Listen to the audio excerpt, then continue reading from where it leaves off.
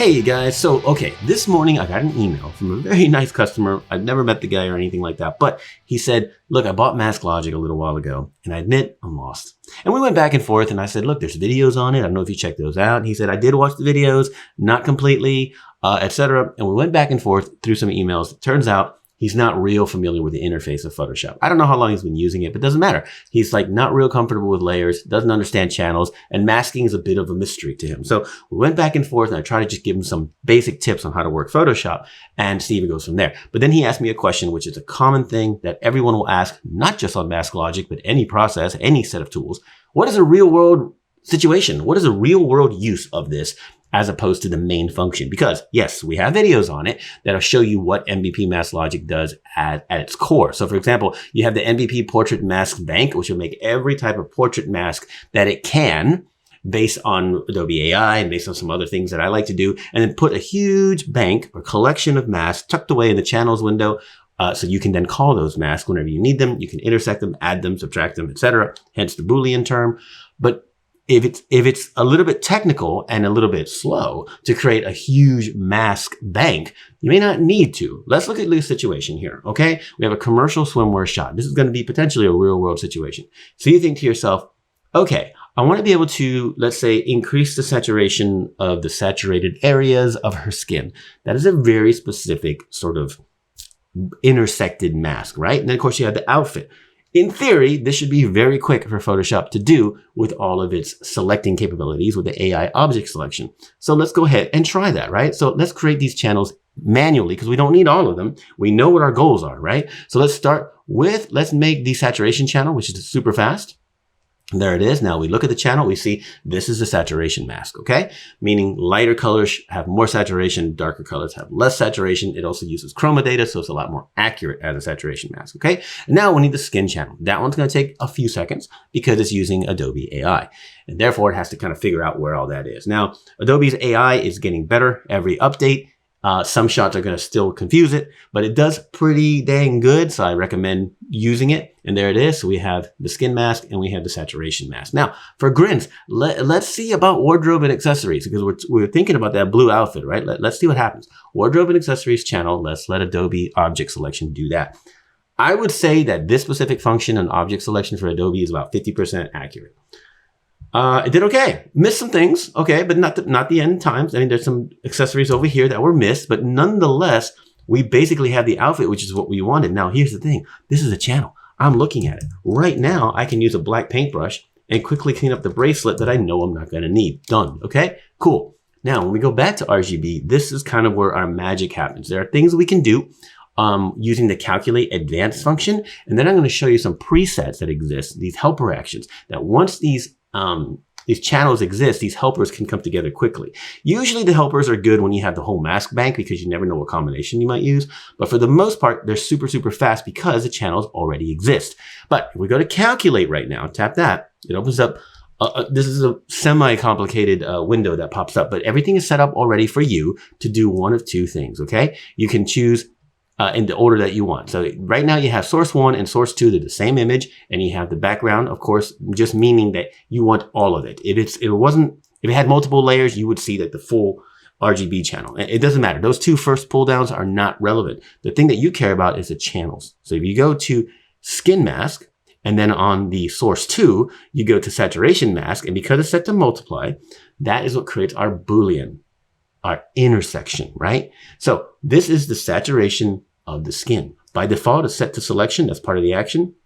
You hit OK. Now, you don't always see the selection, especially if it's not above a 50% threshold on a mask, but it's there. So if I were to come to color and vibrance, for example, that selection was running, so it automatically created a mask for color and vibrance. Now I'm working with the saturated areas of the skin very naturally. Okay, I can go even softer and put it on color blend mode. Now, can we modify that mask and make it more intense? We sure can, but let's go ahead and boost the vibrance to maximum and see what we get. Off and on, off and on. So we're saturating the saturated areas of the skin, leaving the more neutral areas of the skin more natural. It gives us a little bit of color, right? Okay, now very, very simply, there's a couple of things that we can do quickly for the wardrobe. We just hold down Command and Control while the channels are open. Click right here on the wardrobe, and we have the wardrobe selected. We can immediately do another type of, let's go hue and saturation, why not? And we can either shift it to more blue to match the water. We can make it more purple. Obviously, there's simple things that you can do. It's not a big crisis, but we're controlling them separately. So we went from here to here, and we have a slightly different look. You notice we're increasing the saturation of the skin only on the saturated areas. Think about all the different things that you can do when you intersect all of these masks. In fact, let me go ahead and delete these. We're going to go ahead and just kind of start over all of this. See, deleting these, by the way, can be a bit of a trick because you have to pretty much right-click all of them. Okay, so I'm going to run the MVP Portrait Mask Bank real quick. It's going to take probably about 45 seconds or so, but I'll fast forward. And then I'll talk a few things about what we can do with all of these helper actions, which do a lot of sort of preset things instantly, okay? So, like I said, give me about 45 seconds. I'll be with you in a minute. Oh, right. Actually, I meant to tell you. Here's the thing that it always tells you. If a warning dialog pops up, not found, duplicate not available, no more than 50%, all that, just keep hitting continue each time. That just means that that particular mask isn't possible. So just keep hitting continue, which you'll see happen even on the fast forward. All right, it's done. And yeah, it took about 35, 40 seconds or so. Now, you might have seen all the dialogues popping up, and that just, it's not an error. It might panic you when you see it happen, like, oh, it crashed. No, it didn't. It's just saying, couldn't find this, couldn't find that, duplicate not available, things like that. It's just going through its process, but it'll automatically continue. So let's look at our mask. We have the skin mask. We have the subject mask, pretty straightforward. And of course, the inverse of that is the background mask. We have a mouth mask, which can be useful, eye mask as well, hair mask. Very impressive with Photoshop's hair mask. We already saw the wardrobe mask, saturation, and then we have highlights, midtones, and shadows. And then just for fun, we have these newer ones, which I added somewhat recently. Let's go back to RGB, and that's the depth one. So we have depth background, and then we have depth subject channels as well. And what that does is it creates us depth maps as masks. So we can see some separation there. Her in the foreground, background kind of trails off. Depth maps are interesting. We have whole videos on that too. But now we have all of these put together, right? Although the depth maps aren't necessarily involved in these presets yet because these are still in Adobe Neural Filter beta. So I'm not implementing them actively because they're going to change, right? We're going to leave them there for you guys to play with. Now, let's look at some of these presets. So for example, you might think, why is there this huge ass list? What am I going to do with all this? Look, it's just for quick at a glance type functions, right? Remember I said earlier, I want the skin saturation, right? Well, we ran a couple of channels and then we did a calculate on it, but we can also just go skin saturation. There it is. It's selected, done. We don't have to see it, but it's selected. So now we increase saturation. Let's say we're doing it this way. You see how we're increasing the saturation of the saturated areas, right? So let's say, how about, we go back to our things and we say, skin highlights, done. We select that.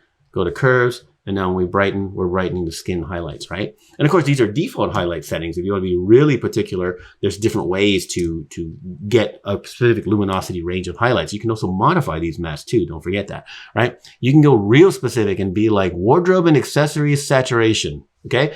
Again, another warning about 50%, not the end of the world. But now we have the wardrobe and accessories saturation, which is not a big deal here because saturation is fairly consistent on this one.